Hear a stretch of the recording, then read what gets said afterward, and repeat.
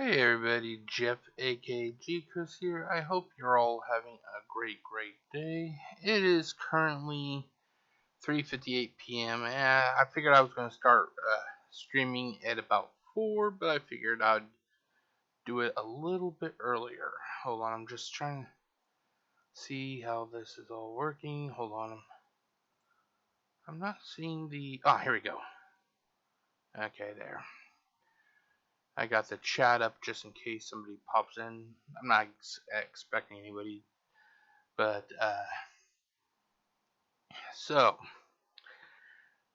the case for Black Site files from Unsolved Mysteries tonight that I'll be covering is Devin Williams. Basically, what it boils down to is Devin Williams, who was a truck driver, ended up having some sort of mental collapse, I guess you could say, and it caused him to take his 18-wheeler and start driving out in the middle of the oh god, I think they said it was the Tonto National Forest. I may be wrong about the location. I apologize for that. So let's turn that off. Wait, no, not that. There you go. Let's turn that off. Let's turn this on. Okay, make sure that everything is good. Okay, everything looks somewhat decent. Let me just switch back over here real quick. Okay. Actually, I think I'll just close out chat. I'll check it again before I, end the stream. So basically, what I'm going to do is I'm going to read. Actually, hold on. Let me. I think I got to switch. Let's see here. Stream. Oh, stream information. Here we go. Is it going to load? Refresh. It's not working apparently.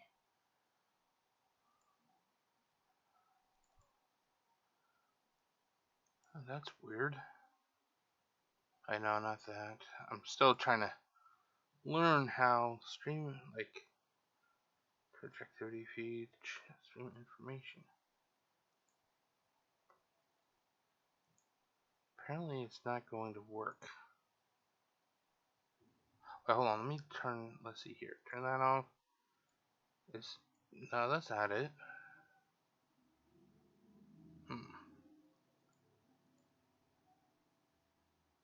Uh-oh, let's see here. I think I may have... Okay, there it goes. Okay, I think I may have... I thought I messed up my stream information. It just doesn't want to show, though. I don't understand why it's not showing. And that just kind of makes it even look worse. Oh, God. Let's just close that out. I guess. There we go. Okay, so let's just switch back over to this. I hope that you can see this. Basically, what I'm going to do is... Let's actually turn the webcam back on. There you go. Basically, what I do is I read the Unsolved Mysteries wiki, and then I'll give you my thoughts about the case, and that kind of stuff. But basically, Devin Williams, he basically had some sort of mental breakdown, and it caused him to act really erratic back in 1995, and he disappeared, and sadly his remains were located.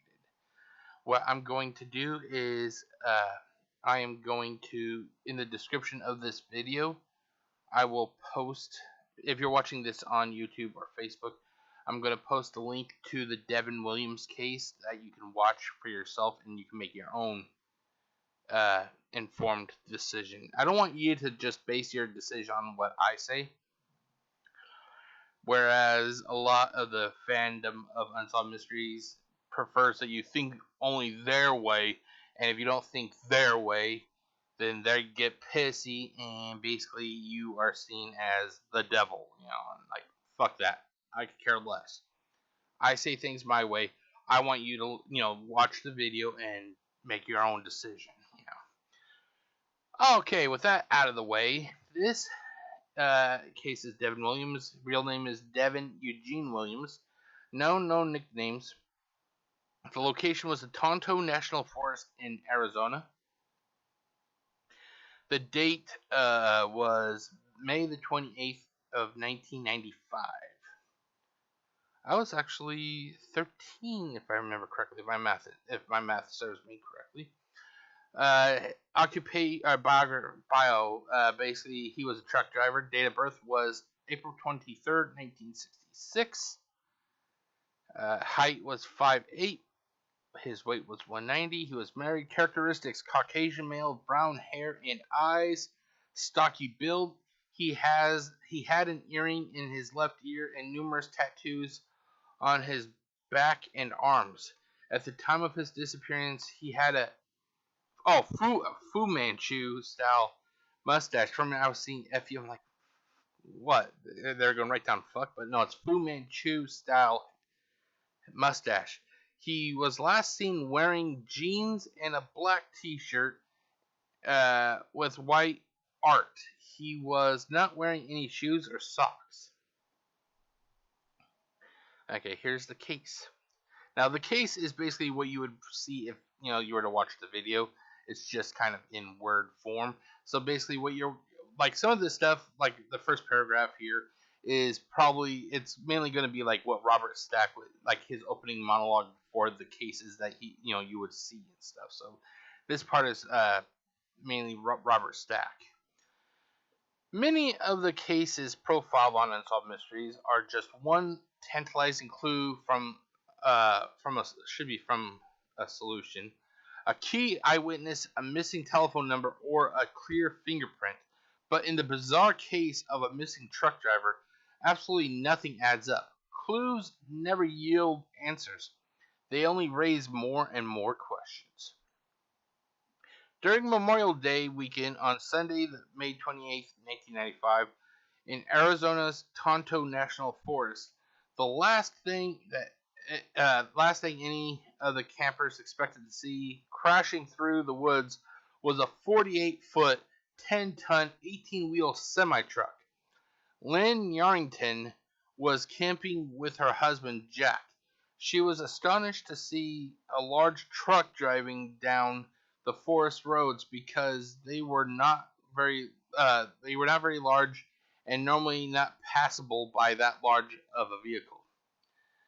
Most of the vehicles that drive on the roads are smaller four-wheel drive ones. The truck thundered back and forth several times that morning. Two other campers had a frighteningly close encounter. The truck drove towards them and nearly ran them over. They were forced to drive in reverse until they could get out of its way. The truck driver never looked at them as if he recognized there was anyone in front of him. There was no expression on his face at all. He did not attempt to slow down or look over to see if they needed help or anything. He just kept on driving. Later that day, a carload of picnickers came across the truck, now mired in a field. They spoke with a man they believed to be the driver. One of the picnickers, Charles Hall, asked him how he gotten his truck into the forest. He responded, "They made me do it." Charles said, "What?" And then the man muttered to himself, "No, you can't help me out. I'll never get it out of here. I'm going to jail." When Charles heard him mention jail, he assumed that a hostage situation, hijacking or kidnapping, was taking place. He wondered if someone maybe had a gun on him in the cab. However, he noted that the man made no effort to keep them there or ask for help. Later that afternoon, Deputy Dean Wells followed up a bizarre report that a truck was marooned in the heart of the forest. He was surprised that such a large vehicle would go down those roads. When he came up to it, he was awestruck. The truck was stuck in the mud in a meadow near Forest Service Road 137. in the Buck Springs area, about 20 miles from Highway 87. Its cargo, some 1,200 boxes of lettuce and strawberries, appeared intact and undisturbed. The refrigeration unit was running. The cab was locked. The man Charles had spoken with earlier had vanished. When Deputy Wells checked the National Crime Computer, he found no reports of either a missing truck or driver. He did not find any indication of foul play at the scene. The inside of the cab appeared to be very clean. However, he had no answer as to why the truck was there. The following afternoon, at around 4 p.m., another sighting. Lynn and Jack were driving in the forest along Service Road 321 when they came upon a man. He was partially kneeling on the ground and staring at a tree. They saw his mouth moving and heard sounds like he was mumbling. However, there was nothing coherent that they could make out that he was saying. When Jack asked the man if he needed help, he said, "I gotta light the grill." They noticed that he had a $20 bill in his hand. He was hitting it with a rock as if he were trying to start a fire. In front of him was a flat rock. They looked around but did not see anything that he could be grilling. The man had nothing else with him. The couple decided to leave when the man threw something at their car. They were the last ones to see the confused young man. Okay, hold on, let me get a quick drink here.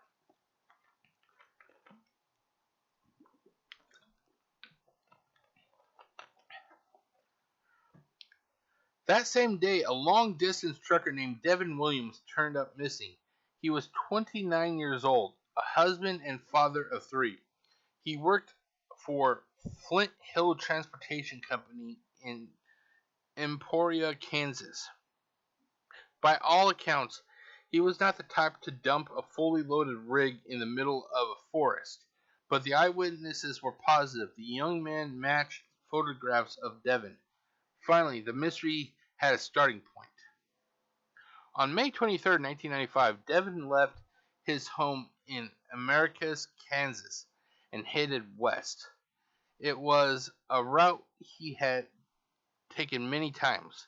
He delivered his load in California on schedule. He picked up new loads for the return trip and checked in as planned with his boss, Tom Wilson. Tom did not recall anything out of the ordinary about their conversation. Everything indicated it was a normal trip, that he was on time, and that everything was going well. On Saturday evening, May 27th, Devin rolled into Kingman, Arizona. From there, he phoned headquarters for the last time. He mentioned that he could not get any sleep, but was determined to get back on the road. He was supposed to arrive in Kansas City, Missouri on Monday morning, but by Sunday morning he was dropped off. He was off the map. He was off the map, barreling through the woods, miles from any highway. To this day, no one knows why. None of the theories make sense. His wife, Mary Lou, believes that something bad happened to him. She said that it was not like him to go off his route. She also said that he had never been that irrational before. Reports that Devin was disorientated and incoherent prompted suspicions that he was on drugs, but that did not fit him as a person, according to Tom. They never had any drug problems with him. He had passed all the drug tests that he took through work. Detective Bruce Cornish notes that in most missing persons cases, there are factors in the person's life, such as criminal history, drug problems, or mental illness, that can help explain why the person disappeared. However, none of these factors applied in Devin's case. There was no evidence of mental illness or drug problems. Detective Cornish says he did not know what was wrong with Devin that weekend. However, he notes that there are some people that want to run away from their responsibilities or have problems with their family that cause them to run away.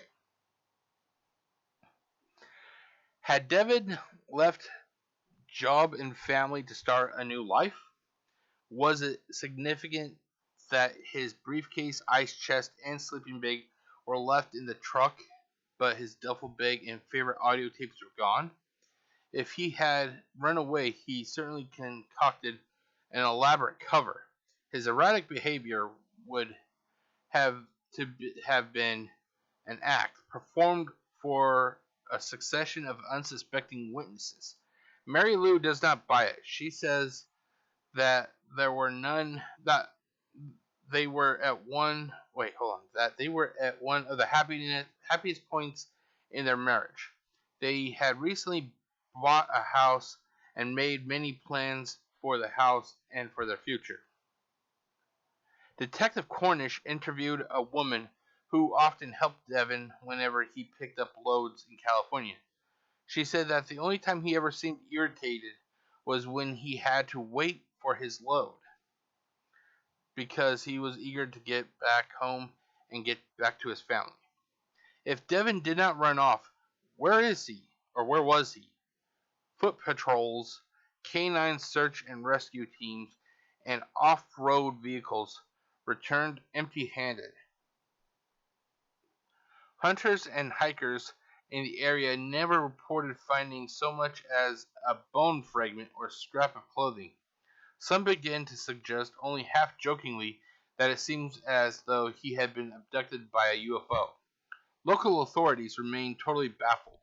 Deputy Wells said that he has conducted many searches, and that other than Devin, he had never had an instance where he conducted a search and not found the person either dead or alive. Nearly a year has passed since Devin detoured to an unknown fate. Back home in Kansas, Mary Lou still clings to the hope that he will be found. It is a hope. It is a hope that dims a bit with each passing day. She said that some days their children are fine, but other days they will start asking if he is ever coming home or coming back. Sorry. All she can tell them is that she does not know, and if he is not coming home, he is probably up with God. Suspects.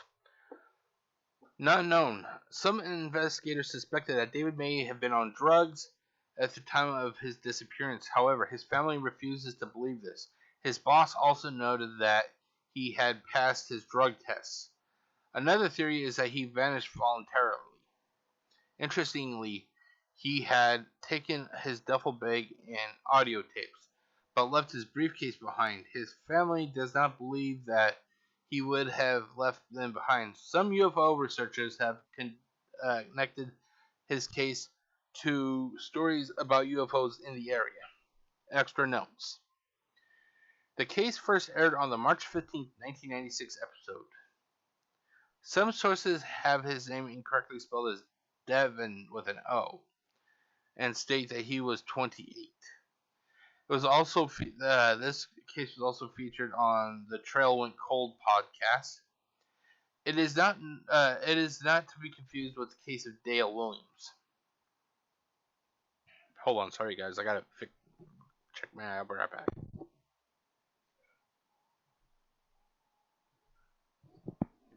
Sorry about that. My eye has been starting to bother me as I've been reading this. Results. Unresolved. On May 2nd, 1997, hikers found a human skull at the bottom of Mogollon Rim, near the intersection of Forest Road 321 and Rim Road 300, in Gila County, about a quarter mile from where Devin was last seen. Dental records confirmed it was his. There was no evidence of trauma to the skull. Although no foul play was suspected, there are several unanswered questions in this case, including his strange behavior exact cause of death. Several theories have been brought up to explain Devin's behavior, including a diabetic episode, sleep deprivation, carbon monoxide poisoning, mental illness, and drug use. None of these have been confirmed. Okay, and that is basically the case of Devin Williams. We actually have the Devin Williams at Find a Grave, so let's click on that.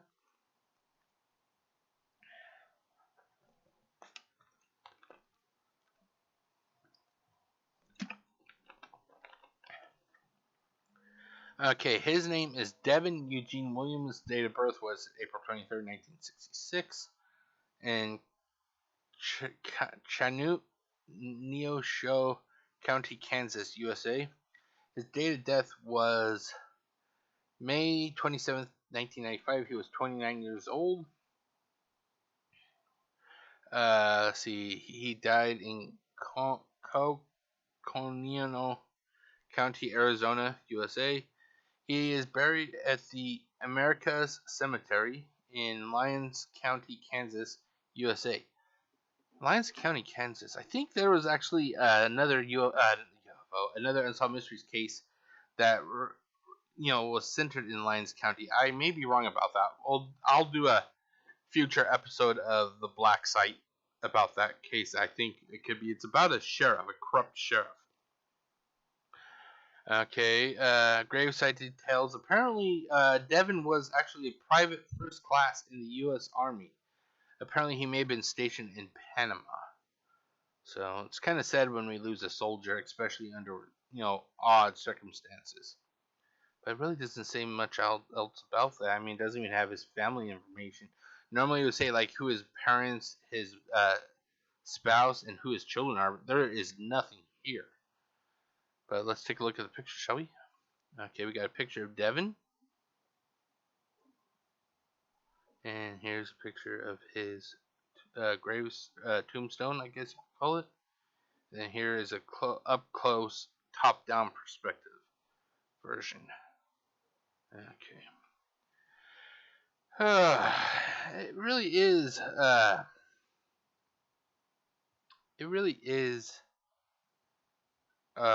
Interesting case. Now, I've watched this case several times, and then I watched it just recently again, just to get the information fresh in my mind. I'm going to see if I can try to find one. There's a thing here. Here it is. If you watch the case, this Charles guy, they make him sound a lot less intimidating if you're reading this than he was in the video. Like I said, I'll post the link to this case for you to watch. Then, that way you can make your own decision, But if you watch the video, this Charles Hall guy, he actually seemed to be a little bit aggressive. I mean, it was in the video, I don't recall him saying, acting concerning, like, hey, are you okay? Are you okay? Anything like that. He's like, how do you get that truck back here? Now, I'll be honest, if it was me and I was having an issue or something, I would look at him and said, fuck off. But they make him sound like he was a lot less confrontational than he was in the video, so that's the one real takeaway I want to, make of that, regarding this, But here's my theory of what happened to Devin. I don't think. No, let's see here. Let's go back. Let's see here. I do not think that it was drug use. He does not seem to have been the type of guy who used drugs. And as his employer said, they would do a drug test on him. And he came back always negative. So it was not a drug test. A diabetic episode, that was never mentioned by his family at all. So I cannot say that could have been the issue. But when I had a family member, and when she would have a diabetic episode, I think her blood sugar would get too low. I may be wrong about that, but she would go into like a little coma. She didn't act weird. She was just like in a coma where they would have to, kind of feed her sugar and that sort of stuff to get her blood sugar back up enough to where she could regain consciousness. So I can't say that it was a diabetic coma. What I do believe it could have been was, I don't think it was sleep deprivation. I don't think alone that it was either sleep deprivation, carbon monoxide poisoning, or mental illness. I think it could have been a combination of all three. Sleep deprivation. He openly said, he told the lady in California that he wasn't sleeping well, if I remember correctly, from what I just read. Mental illness. He was a soldier in the Army. Now, we don't know what his exact tour of duty was. Did he see combat? Like that sort of stuff. That kind of information was very, that was kept, we kept away from us. We don't know what his, armed service, activity was. But if it's, let's say, mental illness, let's say that had a part in it. For all we know, he may have had a flare up that we are unaware of. He may have had issues that he could keep under control in the beginning, but maybe he was driving and maybe he saw something during a conflict as a soldier, and that's what kind of could have had a point. That combining with the sleep deprivation could have instigated a massive psychological break, or whatever you want to call it, when it came to Devin. Maybe the lack of sleep kind of just pushed him over the edge finally. Well, I'm wondering, though, like I said, I think it's a combination of all three. Now, let me see here. I can't recall what the person's name was. Unsolved Mysteries Wiki Carbon. God, I think I got that. Let's see here. I can't recall the guy's name. That's the thing. Let's see.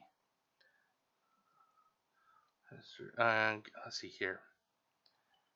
Guy driving car.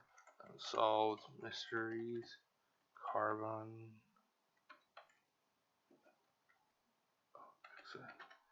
Please let it be something else. Guy Cummings?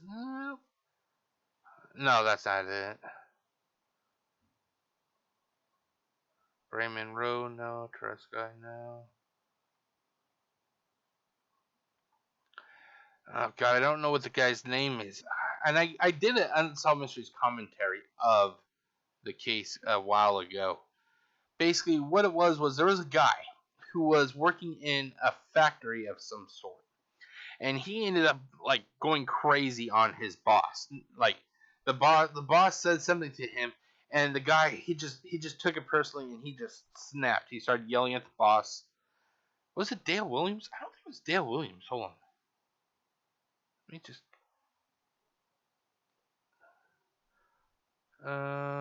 Married auto shop owner. And I don't think. Yeah, I don't think this is it. Yeah. Okay, well, basically the case that I remember was that there was a guy who was working in. Let's switch this back. Switch this. There was a guy, like I said, he was working in like a mill or something, and the boss, came up to him and said something. Well, this guy, he took it personally, and he just went crazy. Well, the boss said, "Why don't you take some time off?" He was really nice and understanding. Go take some time off, and when you're feeling better, come back to work. The guy got into a hatchback. It was some sort of hatchback vehicle, and he went to go visit his family, and he disappeared. Well, this guy's family ended up going to his house, because they haven't heard from him in a while, and the house was a mess. And they like, well, where is he? Like, because normally apparently he would keep his house nice, and he had, if I remember correctly, they said he had children from a divorce, a failed marriage. And I guess that the kids visited him recently, and that's why the house was still a mess. Well, the family got a call from the police, and they said that they found his car. Well, they went to pick up the car, and on the way home, they started complaining of headaches. Well, they took the car in, and come to find out the car had a faulty muffler, which was venting carbon dioxide into the drive compartment of the hatchback vehicle. And they believe that over so many months of this guy driving this vehicle, that it caused him to have this mental issue, and that's, he ended up being found like 2 or 3 miles from his vehicle. But it may just be me, and people, if you think I'm crazy, you're right. But I think honestly, I think it was a mixture of all three of these things: sleep deprivation, mental illness, and I think there could have been a carbon dioxide or monoxide or whatever the correct term is. I think there was a leak in the truck's cabin, and I think honestly the carbon monoxide or dioxide or whatever is what ended up actually killing him. I think it messed with him to the point that he could not grasp reality anymore, and it forced him to basically go on the journey that he did. Basically, he ended up in the forest. The truck got stuck, and he was just so out of it. And that's honestly what I think happened. I think he just, it was a combination of those three things, and I think that's what caused his death. Okay, so I'm going to switch back here because I'm curious about that case. I can't recall. Let's see here.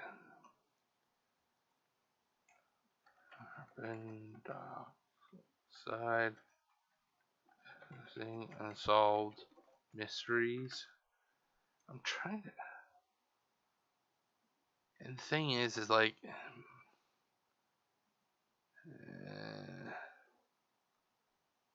I'm not seeing it though. Here, let me switch. Let's make it so you can see my cam.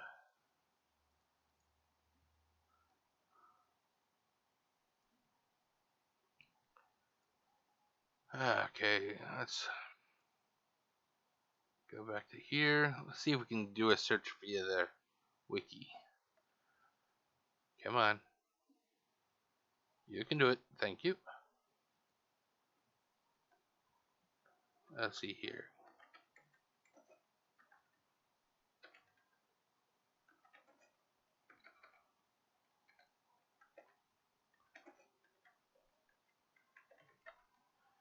I'm just curious. Let's see here. There should be something. Punch Jr., Keith Reinhardt, no. Ryan Stallings, Devin Williams, no. Shroud Turner, no. San Pedro Mummy. Dan Wilson? Let's see. Could it be Dan Wilson? Let's see. Oh, it is! Here it is. He was going from. He lived in Spokane. I actually remember doing a Two Friends Watch Unsolved Mysteries with my friend Navrin, and we did this case. But basically, he, basically he drove a vehicle. I'll do a black site files from Unsolved Mysteries regarding this case also in the future. But I said that this is the guy though. Let's see here. Is there any photos of his car? Probably not. Yeah. Okay, so but like I said, I think that Devin Williams had suffered from carbon dioxide poisoning. I think it's in kind of the same way that affected Dan Wilson. But that is it, ladies and gentlemen. At least I was able to find it because it was really starting to, like I know that this case existed. Like what the heck happened. But that is it for the stream. So I'm debating about when I'll do the next Black Site files from Unsolved Mysteries. For the next couple of weeks, I still have at least a little over. Let's see here. I return to work. I think it's on the 31st, which is a Wednesday of August. So I still have at least over 2 full weeks left, almost 3. So I may do like these, Black Site videos at least every other day, just to pass some time. But once I start work again, it's going to be a little bit more difficult because of the fact I work from I think I work from like 7 to 2:30 or something like that. So, but I'll try to figure out what I'm going to do once I return to work. But so for the next few days, I may be doing these every other day just to pass some time. But as always, I'm gonna back on out, and when I return, it'll be for another Black Site Files from Unsolved Mysteries. My name is Jeff, aka GCurse, wishing you all a great day, and stay safe, everybody. Peace out.